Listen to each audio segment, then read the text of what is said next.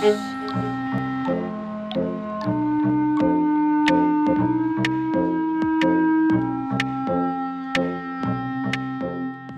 et bienvenue dans Archi-Urbain, l'émission qui vous parle d'architecture et d'urbanisme. Au menu de cette émission, nous allons vous parler de patrimoine en compagnie des architectes du bureau GS&L Architectes que nous allons retrouver directement au Rouge Cloître. Bonjour Benoît. Bonjour Emma. Comment vas-tu? Tout va bien. Nous sommes ici au Rouge Cloître pour parler de différents projets de ton bureau qui s'appelle GS&L. Est-ce que tu peux expliquer ce que veulent dire ces trois lettres? Le bureau GS&L Architectes, c'est trois associés, Pierre Grulos, Alberto Solenis Carrera et moi, Benoît Lemens, donc GS&L. D'accord. On va d'abord donc parler d'un premier projet qui se trouve à Forêt, c'est ça, le parc du Den? Tout à fait, le parc du Den. Alors le parc du Den, petit historique puisque nous allons parler patrimoine, de quand date ce parc? Le parc du Den date du début du XXe siècle. D'accord. C'était quoi, Monsieur Duden qui a créé ce parc? Oui, c'est Monsieur Duden qui a racheté ce parc à Monsieur Mosselmann. En fait, c'était des territoires de l'abbaye de Forêt qui ont été, après la Révolution française, démembrés. Et c'est un particulier, Monsieur Mosselmann, qui avait acquis ce terrain pour en faire sa campagne privée. Et donc, au milieu du 19e, il a cédé cette propriété à Monsieur Duden, qui est un négociant en dentelle allemand et qui en a fait aussi sa propriété. Pour ensuite, c'était un admirateur du roi Léopold II et il a cédé son terrain au roi Léopold II pour qu'il l'intègre dans le développement de Bruxelles et surtout dans cette partie de Bruxelles. Donc si on revient dans l'histoire, Léopold II, c'est notre roi qui a construit, c'est notre roi architecte? Tout à fait, et c'est vraiment dans ce sens-là que le parc du Den a un rôle très très important dans le développement de tout le quartier des villas à Forêt. Et on a donc un parc qui est plutôt orienté vers Forêt, effectivement, un parc qui est une propriété privée. Monsieur Duden donne son parc alors à la ville, mais à deux conditions. À deux conditions. La première, c'est que jusqu'à la mort de sa femme puisse profiter de la propriété, qu'il ne devienne parc public qu'après la mort de sa femme, et que le parc porte son nom, que le parc public s'appelle le parc du Den. Ok, donc ça, ce sera immuable jusqu'à la nuit des temps, mais avec aussi donc alors du coup la volonté d'ouvrir ce parc, et donc là on est à l'entrée. Tout à fait. Cette fameuse entrée que vous avez retrouvée un peu délabrée. Oui, tout à fait. Bruxelles Environnement, qui est gestionnaire du site, est venu nous voir en nous disant qu'ils avaient fait différentes campagnes de réparation, mais qu'aucun des joints ne tenait et que le mur commençait à totalement se disloquer. Donc il fallait une bonne réparation et non pas juste des rustines. C'est ça, une bonne réparation qui se basait sur une étude exhaustive de toutes les pathologies présentes sur les murs. Alors on a une entrée qui est unique, puisque je pense que c'est unique au monde d'avoir une entrée en art déco. Mais selon l'étude d'Anne Voets, qui est historienne des parcs, en fait, il existe deux parcs art déco en Europe, un en Belgique, un au Portugal. Et là, bel exemple, cette entrée du parc du Den est un exemple d'un aménagement art déco avec une seule matière, un traitement très simple au niveau des volumes mis en place et un traitement très fin de la perspective. Oui, parce que la perspective, elle est magnifique en fait, du parc qu'on voit. Oui, je pense que c'est une des plus belles perspectives de Bruxelles et qui est aussi typique de cette époque-là où on intègre toute la réflexion sur l'aménagement, sur la totalité de Bruxelles. Cette entrée est pensée à la fin du 19e, c'est au moment où on construit le palais de justice. Et voilà, les deux se développent un peu. Enfin, le parc s'appuie sur ce développement du palais de justice parce que quand on est en haut du parc, on a vraiment cet axe et cette perspective qui se termine sur le palais de justice.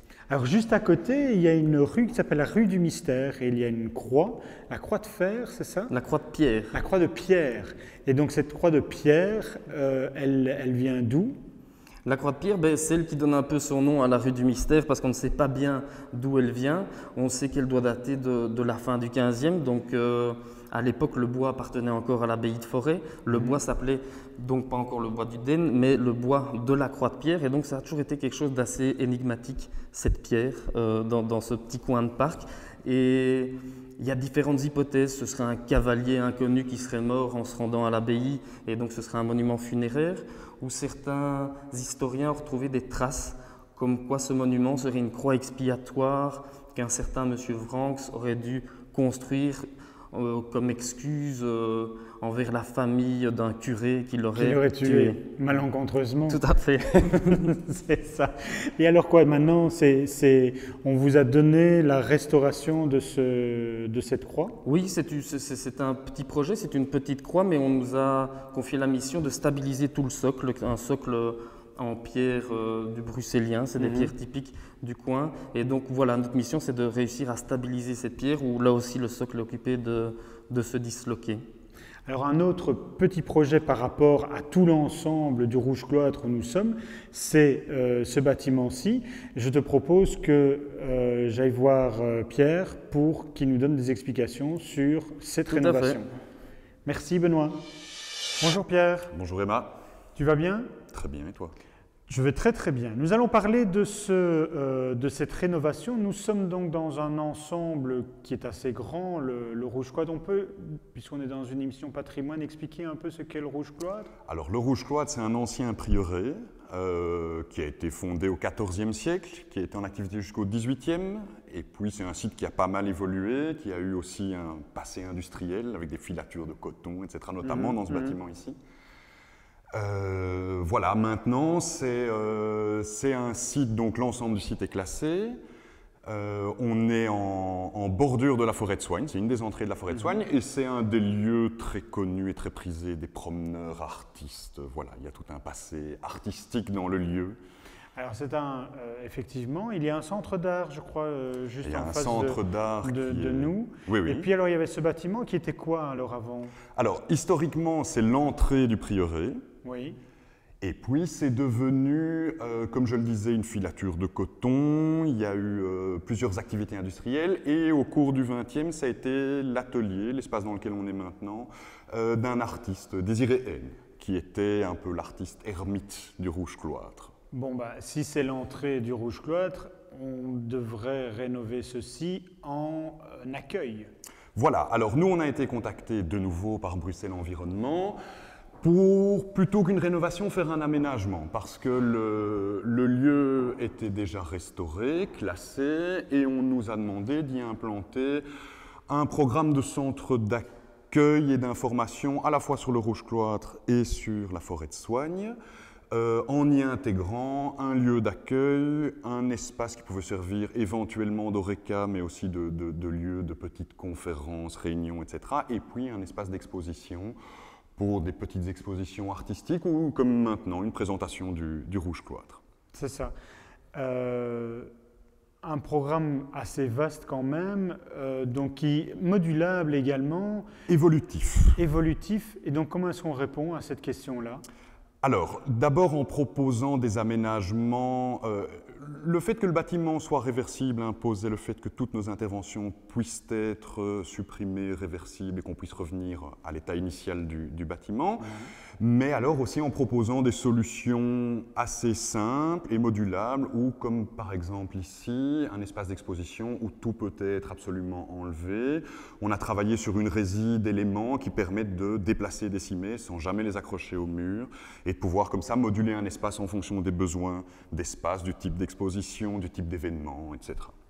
La rénovation, c'était remettre le bâtiment en l'état, intérieur et extérieur? Non. Donc nous, on a hérité, entre guillemets, d'un espace restauré, mais non aménagé, on va dire ça comme ça. D'accord. L'enveloppe était restaurée, les revêtements de sol étaient plus ou moins là dans tous les espaces. Nous, ça a vraiment été un travail de mobilier et pour lequel on a dû par contre trouver des réponses techniques à des pathologies qui étaient inhérentes au bâtiment et notamment dues au passage du Pertuis, donc le cours d'eau qui traverse le Rouge Cloître et qui relie l'ensemble des étangs du Rouge Cloître et qui fait qu'on est dans un bâtiment qui est les pieds dans l'eau et qui est donc très humide. Et donc, ah oui, donc le bâtiment a été rénové, mais il y avait quand même ce problème-là qui subsistait, donc il a fallu donc quand nous on a ça. proposé des interventions, en dehors du fait qu'elles devaient pouvoir être réversibles, on a dû tenir compte de ce problème d'humidité et proposer des solutions en permettant de garder des ventilations au pied des murs et de permettre à ces murs de respirer. Et ça a pas mal, voire fortement influencé le design de l'ensemble du mobilier et surtout au niveau du comptoir d'accueil. Ou alors là, on a travaillé avec le menuisier pour proposer des détails qui donnent un aspect à la fois une réponse technique, mais aussi un aspect graphique et de liaison entre les espaces qu'on n'a pas pu retravailler. Donc les baies existantes ont été conservées. Donc voilà, c'est vraiment par ce travail de mobilier qu'on a dû répondre à cet ensemble de questions. C'est ça. Le mobilier que l'on voit ici, c'est vous qui l'avez dessiné ou bien c'est vous qui choisissez le mobilier? Non, non, tout a été dessiné, tout est évidemment sur mesure, et on a essayé de développer ici un travail sur le bois qui soit en lien avec le contexte forestier et un design que l'on qualifie de sobre et élégant, qui pour nous a une évocation symbolique des espaces de monastères et de cloîtres. Voilà. Ce qui est sympa aussi, c'est que quand on bascule le mobilier, on a des bancs. On a des bancs. La table devient un banc, en fait. La table devient un banc, ce qui permet de faire voilà, une salle pour une petite conférence avec des bancs devant pour les enfants, des bancs un peu plus hauts. Enfin voilà. On a essayé de proposer plusieurs choses différentes et de laisser aux gestionnaires et aux utilisateurs la possibilité de moduler leur espace comme ils le souhaitaient, avec des solutions très simples et pas technologiques, on va dire ça comme ça. Pierre, est-ce que tu aurais un mot de la fin pour terminer cette émission sur ce projet ou sur autre chose par rapport au bureau? Écoute, oui, c'est un petit projet pour le bureau finalement, mais qui est le premier qu'on a développé à trois. Oui.